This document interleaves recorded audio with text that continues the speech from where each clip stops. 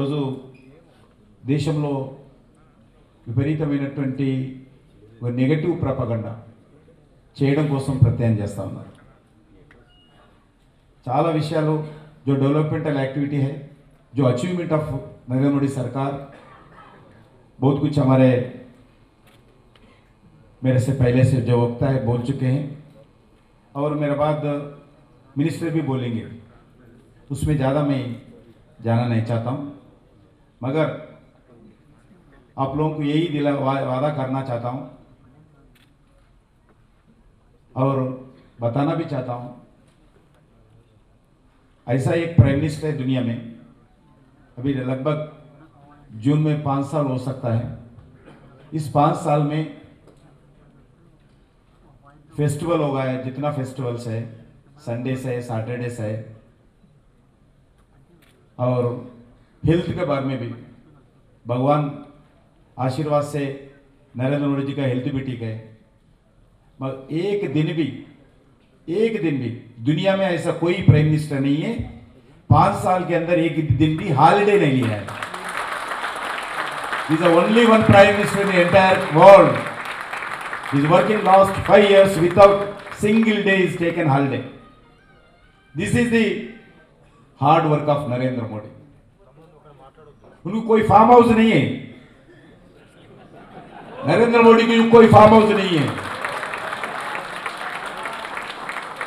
नरेंद्र मोदी बिना बोलते, पुलिस को बोलते, विदेश में जाके बीच में घूमते नहीं शॉर्ट्स डाल के, ऐसा पप्पू भी नहीं है कोई।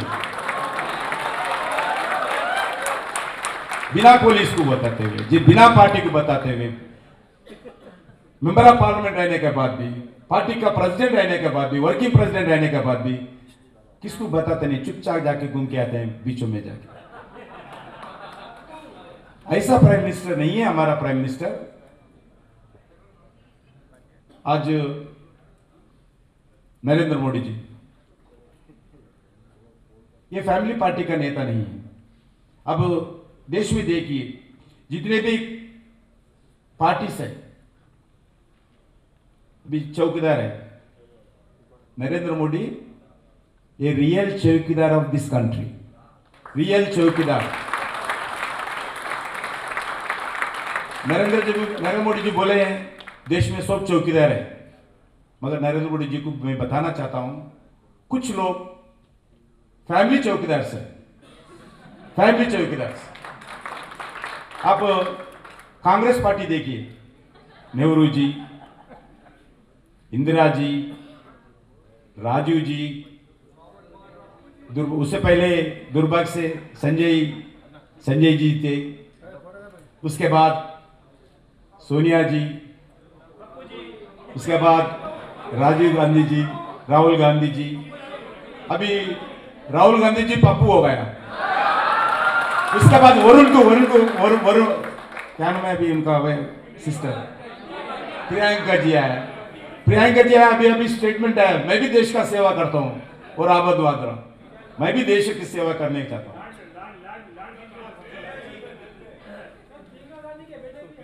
अभी बहुत तैयार है, अभी अब देश का जनता देखने है, बहुत तैयार है। ये चौकीदार है, ये सिर्फ फैमिली का है चौकीदार, ये देश का चौकीदार नहीं है। अभी देश में और बहुत कुछ चौकीदार हैं।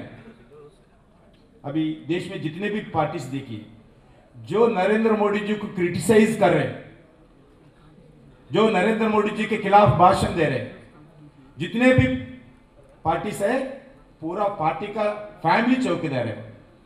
अभी देश में ऊपर से देखिए, ऊपर से नीचे तक, जम्मू कश्मीर से लेके कर्नाटक तक, जम्मू कश्मीर से लेके तमिलनाडु तक नेशनल कॉन्फ्रेंस, शेख अब्दुल्ला, फारूक अब्दुल्ला, उमर अब्दुल्ला, उनका बेटा तैयार है। उनका बेटा है नहीं तो दूसरा बेटा लेंगे। अभी हरियाणा में ऐसी है, अभी उत्तर प्रदेश में जाके मुलायम सिंह यादव, अखिलेश यादव और दो तीन भाइयां, वाइफ्स, बहुत लोग आपस में लड़ रहे, पूरा फैमिली है वो। अभी चंद्रबाबू नायडू, उनका बेटा कोई है, हाँ लोकेश तो वो तैयार है अभी इधर हमारा तेलंगाना देखिए, केसीआर, केटीआर, कविता, हरीश राव, संतोष राव, अभी बहुत राव से। ऐसा ही कर्नाटक में मजा आएगा आपको देश में। देवगौड़ा, कुमारस्वामी देवगौड़ा, रेवन्ना गौड़ा, अभी इलेक्शन में 3 नए लोग ठहरे उनके परिवार से, 3 नए लोग ठहरे, 3 उनका परिवार से। आप बिहार देखिए, लल्लू प्रसाद यादव जी, रबरी यादव जी, तेजस्वी जी, और कोई नाम है, हाँ अभी अभी कभी वो अंडरग्राउंड जाते हैं वो, शरद पवार जी। एक ऐसा किधर भी देखिए एक फैमिली पार्टी से, सिर्फ एक भारतीय जनता पार्टी है देश में। देश में कार्यकर्ता ही, ये गरीब कार्यकर्ता ही जो पार्टी को सेवा करते हैं, जो मंच के ऊपर है। दत्तात्रेय जी गरीब परिवार से आए, आज देश का मंत्री बना है, इस पार्लियामेंट चुनाव में एमपी भी बना है, बहुत बार पार्टी का अध्यक्ष बना है, पार्टी का ऑल इंडिया का वाइस प्रेसिडेंट बना है। अटल बिहारी वाजपेयी एक टीचर का बेटा है, देश का प्रधानमंत्री बना है भारतीय जनता पार्टी। आदरणीय नरेंद्र मोदी जी एक गरीब परिवार से आया है, वो देश का प्रधानमंत्री बना। ऐसा आप सुनते जाइए, देश में भारतीय जनता पार्टी एक परिवारवाद पार्टी नहीं है, అది కుటుంబ పార్టీ కాదు। భారతీయ జనతా పార్టీ ఒక్కటే ప్రజాస్వామ్యబద్ధంగా కార్యకర్తల నుంచి కష్టపడేటువంటి వాళ్లకు అవకాశం ఇచ్చేటువంటి పార్టీ। నేను ఒక రైతు కుటుంబం నుంచి వచ్చినటువంటి కార్యకర్త, అనేక సంవత్సరాలు పార్టీ కోసం పనిచేశాను। ఈరోజు పార్టీ వేదిక మీద ఉన్నటువంటి పెద్దల ఆశీస్సులతో, పార్టీ జాతీయ నాయకత్వము మీ అందరి యొక్క ఆశీస్సులతో ఈరోజు పార్లమెంట్ అభ్యర్థిగా నన్ను నియమించారు। మాకేం బ్యాక్గ్రౌండ్ లేదు। ఈరోజు ఇక్కడ సికింద్రాబాద్లో మీరు చూడండి, పోటీ చేస్తున్నటువంటి అభ్యర్థులు కూడా ఆ కుటుంబాలు కూడా పార్టీ లేని ఫ్యామిలీ పార్టీస్ అన్ని కూడా। కాబట్టి మనం చేస్తా ఉన్నాం, भारतीय जनता पार्टी ఒకటే ఈరోజు एक ही पार्टी है, डेमोक्रेसी के आधार पर चलते हैं। मैं पूछना चाहता हूं, अभी KCR party working president KTR को बनाए, अभी टीआरएस पार्टी अध्यक्ष कौन बनेगा आप बोल सकते हैं? केटीआर ही बनेगा। अभी टीडीपी है, टीडीपी के अध्यक्ष चंद्रबाबू नायडू के बाद कौन बनेगा? बनेगा। अभी देवगौड़ा है, देवगौड़ा के बाद कौन बनेगा? मैं पूछना था इसी लोगों से, नहीं तो देश के 133 कोर्स जनता से मैं प्रार्थना से मैं पूछना चाहता हूं, भारतीय जनता पार्टी के अध्यक्ष अमित शाह जी के बाद कौन बनेगा? कोई बोल सकते क्या? कोई नहीं बन सकता, कोई बोल नहीं सकते, कोई बोल नहीं सकते। मैं अध्यक्ष था, मेरे बाद तेलंगाना में पहले अध्यक्ष दत्तात्रेय जी थे, दत्तात्रेय जी के बाद मैं अध्यक्ष बना हूं। अभी डॉक्टर लक्ष्मण है, लक्ष्मण के बाद कौन बनता कोई पता नहीं, लक्ष्मण का बेटा नहीं बनता, लक्ष्मण का बेटा तो नहीं बन सकता, ये तो मैं वादा कर सकता हूं।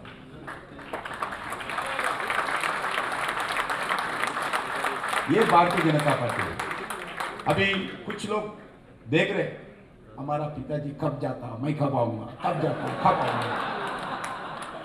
ये बहुत गंभीर स्थिति है, भयंकर स्थिति है, अपमानिक स्थिति भी है, अपमानिक स्थिति भी है। ये स्थिति है। నేను ఎప్పుడు ముఖ్యమంత్రి కుర్చీలో కూర్చోవాలా, ఎప్పుడు పోతాడు మా నాన్న, ఎప్పుడు పోతున్నా మా నాన్న, దేశంలో ఉన్నటువంటి వాళ్ళందరూ కూడా ఆలోచిస్తున్నారు। ఆ రకమైనటువంటి పరిస్థితి దేశ రాజకీయాలలో ఉంది। ఇది మనం అందరం ఆలోచించాల్సినటువంటి విషయం। ఈరోజు ఒక కుటుంబాలు ఉన్నటువంటి వాళ్ళు కూడా ఎప్పుడు కూడా వాళ్ళు దేశం గురించి ఆలోచన చేయరు। Bharatiya Janata Party is only party, nations first party, nations first party. Bharatiya Janata party सभी कार्यकर्ता के पहले एजेंडा होगा नेशनल होगा, उसके बाद पार्टी होगा, उसके बाद व्यक्ति होगा। मगर दूसरा पार्टी में देश बाद में आएगा, पार्टी सेकंड आएगा, व्यक्ति पहला आएगा। सभी पार्टी में मैं पहला हूं, मेरा पार्टी बाद में, देश आखिरी में। मगर भारतीय जनता पार्टी एजेंडा में देश पहला होगा, पार्टी सेकंड होगा, आखिरी में व्यक्ति होगा। यह भारतीय जनता पार्टी का सिस्टम है, देश के लिए काम करने वाला पार्टी है। आप एक उदाहरण बोल के मैं बताना चाहूंगा, मैं बैठूंगा। एक देखिए, इतने देश में वार्स हुआ है, इस लगभग बहुत सालों से वार्स हुआ है अपना अपने देश के बीच में, इंसिडेंट्स हुआ है, टेंशन सेंटर्स हुआ है, बहुत लोग बंदी भी पकड़े हैं। 1971 में भारत का सिपाहियों को 53 सिपाहियों को पाकिस्तान बंदी बनाया। कांग्रेस पार्टी का रास्ता, मैं पूछना चाहता हूं कांग्रेस पार्टी को, 53 जो भारत का सिपाही पाकिस्तान बंदी पकड़े हैं, किधर है वो लोग? बोल सकते क्या? देश में, दुनिया में अलग अलग वार्स में अलग अलग दूसरा देशों का बंदी को पकड़े हैं, मगर आज मैं गर्व के साथ बताना चाहता हूं, हमारा अभिनंदन को 24 आवर्स में पाकिस्तान का सेना गौरव से हमारा अभिनंदन को भारत का जमीन पर, भारत धरती पर छोड़ के जाने का जो काम किया है, वो है नरेंद्र मोदी देश का सेवा वाले। वही असल सिसल चौकीदार है नरेंद्र मोदी। ये चौकीदार है, इसलिए ये काम हो रहा है।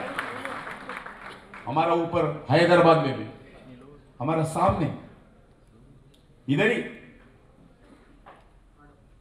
गोकुल चाट भंडार में, सेक्रेटरीट के सामने, लुम्बिनी पार्क में, दिलसुख नगर में बहुत बड़ा इंसिडेंट हुआ है। बॉम्बे में एक ही बार बहुत लोग ऑटो लेके ऊपर, एक बार 7 जगह एक ही बार ब्लास्ट हुआ, ट्रेनों पे ब्लास्ट हुआ। देश में किधर भी देखो ब्लास्ट होता था। एक जम्मू कश्मीर छोड़कर लास्ट 5 years में there is no bomb blast, there is no curfew, there is no communal crashes, everything is peaceful. क्यों? मैं कांग्रेस से पूछना चाहता हूं, आपके राज्य में क्यों बॉम्ब ब्लास्ट हुआ देश भर में? अभी क्यों ना हो रहे? क्योंकि आप देश का चौकीदार नहीं है, आप लोग सिर्फ आपका परिवारों का चौकीदार है। देश में इतने बॉम्ब ब्लास्ट हुआ, अभी चौकीदार ये देश का चौकीदार है नरेंद्र मोदी जी, इसमें देश में अभी ऐसा नहीं। अभी पुलवामा संगठन हुआ, उससे पहले यूरी संगठन हुआ। देश की जनता बहुत दुखी थे, चिंता करते थे ये देश को कौन बचाएगा, मगर हम चौकीदार के नाते नरेंद्र मोदी प्रधानमंत्री कुर्सी में बैठे हैं। यूरी के बाद क्या हुआ आप सब लोगों को मालूम, पुलवामा के बाद क्या हुआ आप सब लोगों को मालूम है। पहली बार चाइना के साथ साथ दुनिया का जितना भी देश है, क्योंकि हम बॉर्डर क्रॉस करके पाकिस्तान अंदर घुसकर जो टेररिस्टों को चुन चुन कर मार के आया, हमारा सेना चुन चुन कर मार, मतलब दुनिया में कोई देश भी हमारे पास इम्यूनिटी होता है नहीं। कोई देश हमारे लिए, दुनिया में जितने भी देश है इंक्लूडिंग चाइना, बहादुर अच्छा किया है, भारत अच्छा किया है। ये किसके कारण हुआ? ये नरेंद्र मोदी के कारण हुआ। मैं पूछना चाहता हूं, अभी पप्पू जी अगर आए तो ये कर सकते क्या? अगर एक स्टेबल गवर्नमेंट है, आज क्यों नरेंद्र मोदी जी किया है? Because of stable government. ये मैं याद दिलाना चाहता हूं सब लोग। नरेंद्र मोदी जी साहस से कर रहे हैं, अभी कोई पावर शॉर्टेज नहीं है देश में। अब आप लोगों को मालूम है, इधर इंदिरा पार्क में, इधर सीसी तेलंगाना में इंडस्ट्रियलिस्ट धरना करना पड़ा, दिल्ली में धरना करना पड़ा, उड़ीसा में धरना करना पड़ा, मगर there is no power shortage. is the fifth largest power production country in the world is India. Fifth largest power generation country is India. जितना पावर चाहिए किसानों को आज मिल रही। मुझे मालूम है यूपीए सरकार के समय पे आंध्र प्रदेश में, जब आंध्र प्रदेश था, 1 यूनिट को हमारा सरकार 16 रुपीस पे करके खरीदते थे किसानों को बिजली देने के लिए, डोमेस्टिक को बिजली देने के लिए, इंडस्ट्री को बिजली देने के लिए 16 रुपीस पर यूनिट। आज देश में यह स्थिति है, आप लोगों को मालूम है 2 रुपए यूनिट दिए तो भी खरीदने वाले नहीं है, क्योंकि नरेंद्र मोदी जी आने के बाद कंसंट्रेशन करके पावर जनरेशन किया है। ऐसा स्कीम्स बहुत कुछ मैं बोल सकता हूं, क्योंकि आप सब लोगों को मालूम है, आप खुद लोगों को बोल रहे, बहुत लोग नरेंद्र मोदी क्या अचीवमेंट है आप खुद बोल रहे, मैं इससे ज्यादा बोलना नहीं चाहता। मैं दुर्भाग्य से यही कहना चाहता हूं, एक आयुष्मान भारत स्कीम है, एक बढ़िया दुनिया में biggest health insurance scheme is Ayushman Bharat, मगर हमारा तेलंगाना में वो अमल नहीं हो रहा है। दुनिया में biggest DBT direct transfer scheme देश में इंप्लीमेंट हो रहे। आप लोगों को याद दिलाना चाहता हूं, राहुल गांधी जी एक स्टेटमेंट दिए थे जब प्रधानमंत्री थे, राजीव गांधी, वो प्रधान राजीव गांधी जी, हम दिल्ली से 100 रुपए भी जाए तो जो बेनिफिशियरीज है उनको ओनली 15 रुपए उनको मिल रहा है। 85 रुपीज बीच में दलालियां खा रहे हैं, ऑफिसर्स खा रहे हैं, राजनीतिक लोग खा रहे हैं। ये स्टेटमेंट भारतीय जनता पार्टी नहीं दिया है, ये स्टेटमेंट देश का प्राइम मिनिस्टर राजीव गांधी दिया है। मगर आज डीबीटी के कारण डायरेक्ट ट्रांसफर जो बेनिफिशियरीज है डायरेक्ट ट्रांसफर कर रहे, दुनिया में ये बिगेस्ट स्कीम है डायरेक्ट ट्रांसफर करने का, कोई देश में ऐसा स्कीम नहीं है। मैं ऐसा ही बहुत बताना चाहता हूं, मगर एक ही लोगों को पूछना चाहता हूं, आप लोग यही सवाल करना चाहिए हर वोटर से, हर राजनीतिक पार्टी से यही सवाल करना चाहिए, देश में मजबूत सरकार चाहिए, मजबूत सरकार चाहिए। आदरणीय